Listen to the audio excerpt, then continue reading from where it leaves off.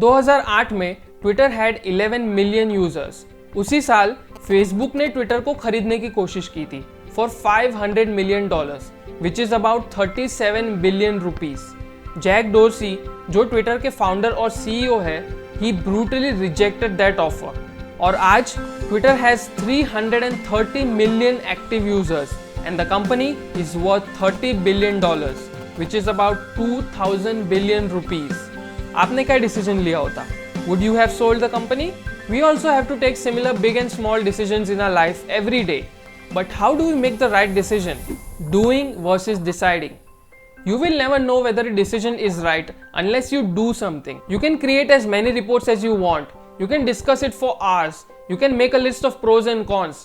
But you can never know whether the decision is right or wrong unless you execute one decision to rule it all. Let's say that you have two career interests, IT engineering and blogging. अब आप क्या choose करोगे? This is a pretty big decision.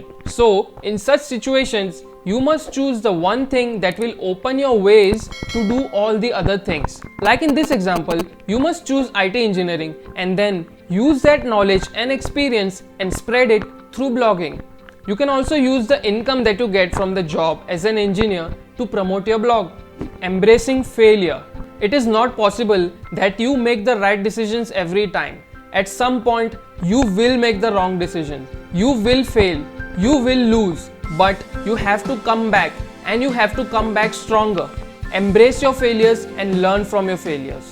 Intuition. Sherlock Holmes says intuitions are not to be ignored. They represent data processed too fast for the conscious mind to comprehend. And that is true.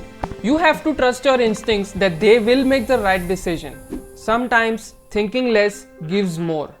अगर मैं आपको बोलूं कि आपको 5 में से एक car choose करनी है based on speed, you will easily make that decision.